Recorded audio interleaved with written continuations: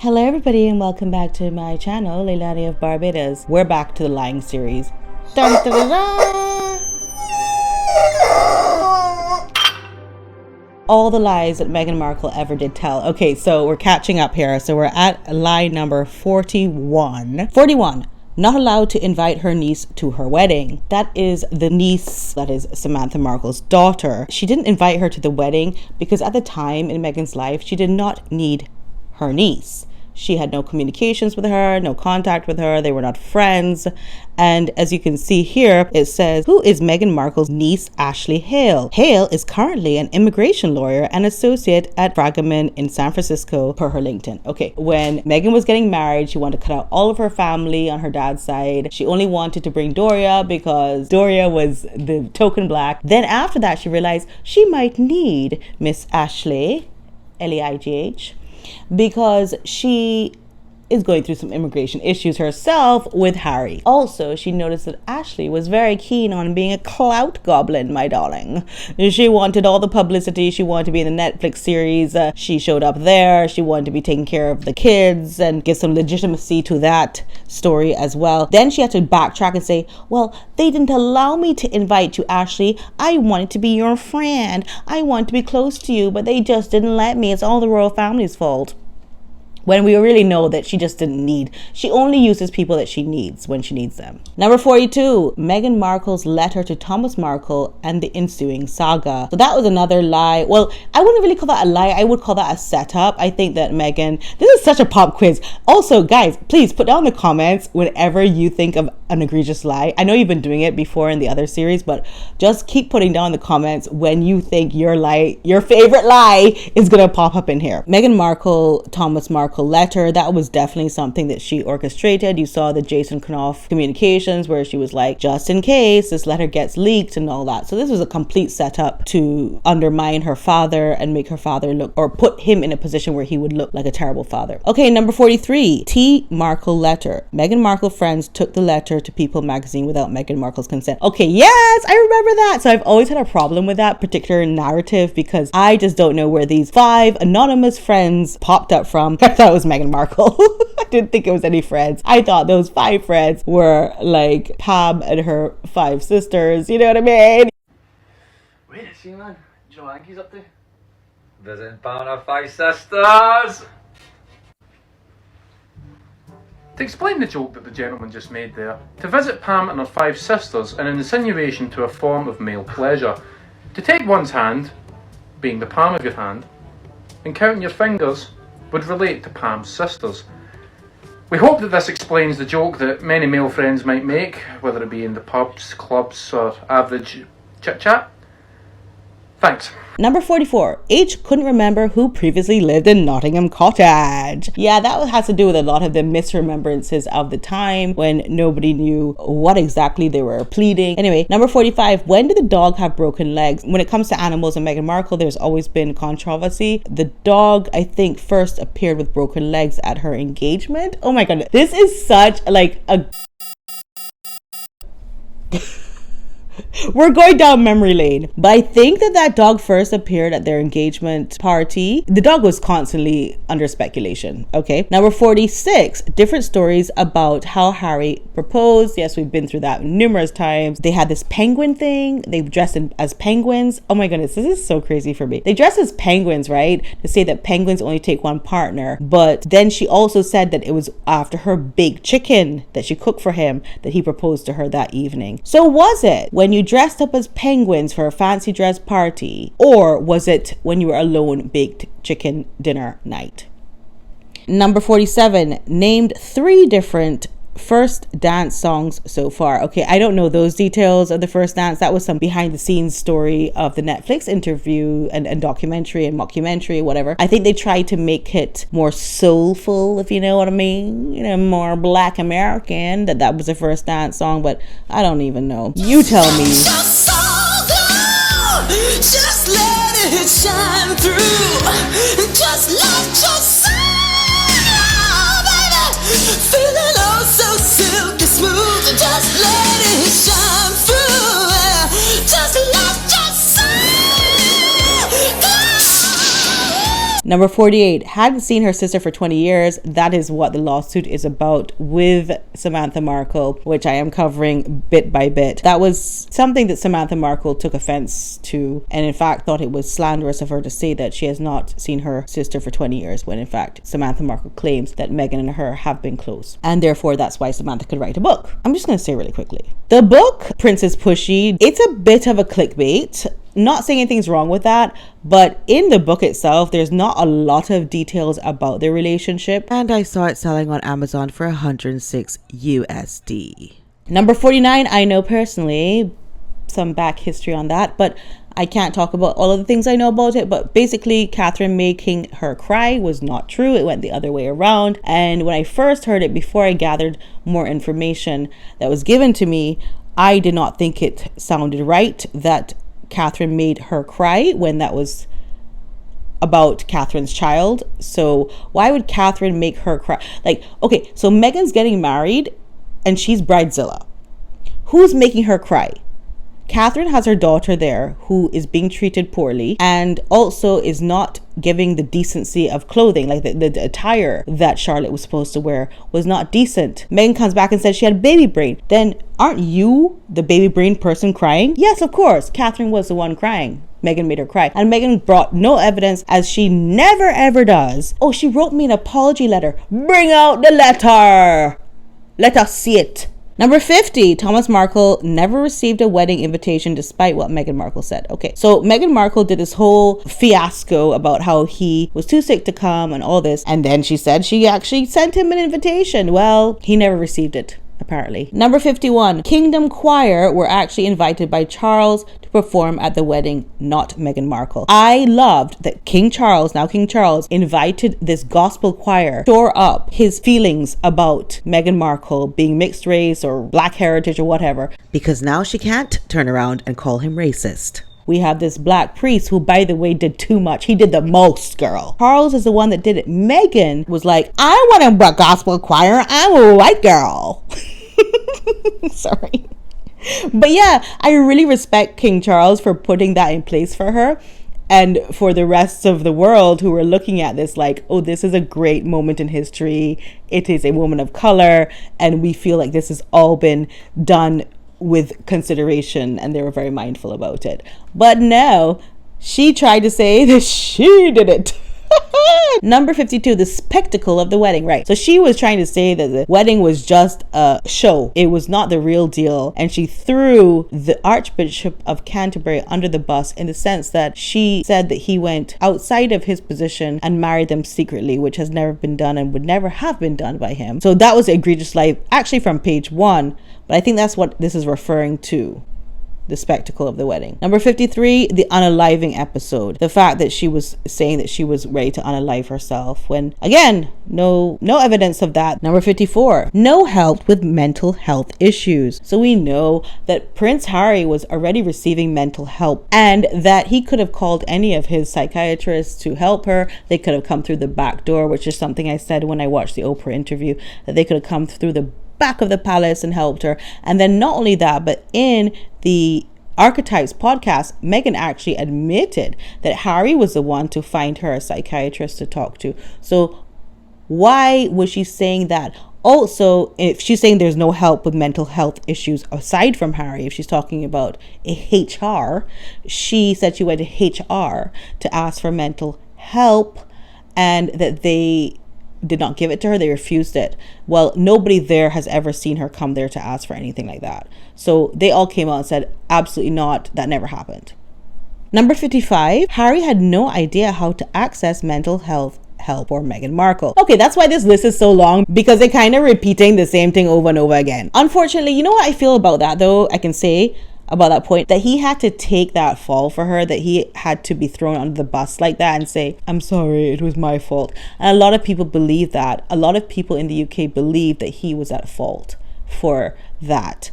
And that's really sad because he has no idea what he just said. He has no idea what she's saying. He probably doesn't remember a time when she was in a crisis. So it's sad that he has to play this role of such a serious issue that people are going to look very negatively on him about, when the reality is that he had no idea what was going on. because she wasn't going through anything. Number 56, lack of control and feeling lonely. Yeah, this thing of feeling lonely, well, you can't tell her how to feel or how not to feel, but let's face it, she was having a great old time planning how to capitalize and merchandise the royal family. She was sitting up there for 18 months, not taking any advice. She fired aid. She had a lot of control in that way. She called people at 5 a.m. She had a lot of control doing that. She should not have felt lonely because they answered. You see where I'm going with this? Number 57, the palace banned her from lunching with friends. Yeah, I don't know why she said that, because no one cares. Actually, if you can't figure out a way to invite friends and go out with them places in London, that's because they don't want to hang out with you. Meghan does not have friends. In fact, oh, by the way, in breaking news, Jessica Mulroney has just come out and said that Meghan is a user and an opportunist, and she's a horrible person. And all her friends just keep coming out, and all her staff just keeps quitting. So I don't think it was a palace that banned her. If Meghan truly believes that, that is a psychosis that Meghan has. But I don't think that the palace is the one that banned her. I think that people just didn't want to be around her, just like they don't in Hollywood. I mean, she's literally gone back to her country of birth, her city of birth, and her where her career was, and ain't nobody want to hang out with her, even with her new title as Duchess of Sussex. Nobody wants to hang out with her. It's a you problem, Meghan, at this point. Number 58, royal family totally ignored every single request to help them. Again, this is repeating a lot of the same thing. Number 59, Catherine had only had to deal with things that were rude. Okay, so I remember that's when Harry said rude and racist are two different things. It's very funny. When they're talking about Catherine having to deal with things, Catherine had to deal with a lot of tabloids, and she just did it with grace and just rose above it. Meghan, on the other hand, looked at every single tabloid, every single trash mag, and got so butthurt. However, what's very interesting nowadays, which I find very interesting, is that the mainstream, reliable news outlets are giving negative information about Meghan the whole time. Right now, nowadays. The trash mags and the tabloids are giving all the fluff pieces and the, Meghan and Harry are so happy in Montecito. They would never want to return to the UK. Mainstream, reliable sources are saying they do want to return to the UK. That's why Harry went for the funeral he just went to, and also is trying to get back into Frogmore, which is vacant, and all of it. They're looking at the evidence and saying this is what they're actually doing. But the trash mags are they're loving their life and they're having freedom. And it's very interesting that now the only positive information on Meghan is coming from these same trash mags that she used to belittle and say, they're so beneath me, I won't even read the article headlines. Why is this happening? Well, it could be because the tabloid trash mags are afraid of being sued. She's already showed that she's going to sue and she's going to win. So they've decided to take the route of, okay, we're going to just talk nicely about her. Or it just could be because of karma. You trash these tabloids and now they're the only ones batting for you. Number 60, H claimed that Meghan Markle was denied help because would look bad upon the institution. Okay, so we already dealt with that again. He was getting help. Did that look bad upon the institution? 61, Catherine didn't do anything to correct the negative stories about Meghan Markle. And why should she? So what? Why should she? That's not her battle. And by the way, Meghan, why aren't you correcting anything? Correct the Sussex squad. Catherine doesn't work for you. Claimed she was silenced. I think that was an Oprah thing. Were you silent or silenced? Wasn't it? I also think that Oprah came up with that slogan. Number 63, the passports were taken off her. No. And also she said her keys were taken off her. I don't know if that's going to be addressed later, but that was in the same vein. Passports and keys? Keys to what, girl? You ain't got no keys, you ain't got no house, you ain't got no car in England. What do you mean? But I also think it's very illegal and they wouldn't have done it. So that's a lie. Number 64, didn't leave the palace for months. Okay, that goes back to the whole I couldn't meet with friends, I couldn't leave the palace for months. She had people giving her clothing. She would be going out, stepping. She also went out of the palace and stepped in front of the Queen several times. So what do you mean? You went out and you had designers come in and dress you and then you'd go out. Number 67, never allowed to wear bright colors. Okay, that's a meme nowadays. Like, we just make that a joke all the time now, because the colors that she chooses to wear now that she has her freedom is the same colors that she said the royal family forced her to wear and she did not want to wear. She wanted to wear bright colors, but that would upstage the royal family because she's so damn beautiful and fabulous, darling, that if she wore bright colors like they were wearing, that would upstage them. I think, let's just settle this right now. I think she wore muted tones in order to look different, because they always wear festive colors and they go in color coordination. I think she did it as a rebellious act. Rebel without a cause. She said, I'm going to wear these muted tones. And then she's also going to play victim about that later on. That was all contrived. I think so. So let's just stop talking about that now. Sam Cohen didn't call Meghan Markle an organism. No proof. Yeah, that was a story during the mockumentary about the organism, and because she's a person of color, she's like a parasite or whatever. There was never any proof of that. Anyway, number 69, they did the job better than the royals. Yes, of course, because Meghan is so much better than everybody else. And that's what she came to the royal family to bring to the table, is that she's just better than everybody else. But you know what happened? It backfired, and we just saw how terrible she was. Number 70, H claimed Meghan Markle encouraged him to get help for the first time. So we know he was already having help come in. Number 71, Harry wanted privacy in LA. All right, so that was the worldwide privacy tour. So as soon as they hit LA, they immediately started doing public appearances, starting with James Corden, I believe, and it's never stopped since. Number 72, financially cut off by the royal family. So we found out that was not true, what he said in Oprah interview.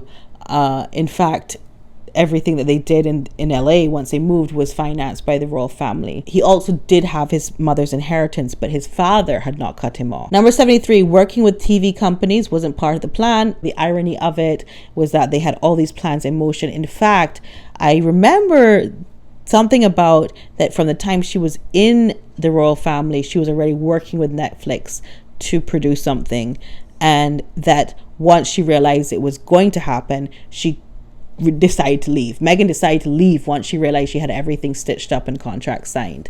It was their getaway plan. Number 74, it was all about privacy, or not. Yeah, we've already spoken about that, the privacy tour. Number 75, Netflix wasn't about the money. That's new to me. They had $100 million deal with Netflix. So even if it wasn't about the money when they first started to do it, after $100 million, you could pretty much say it is about the money at this point.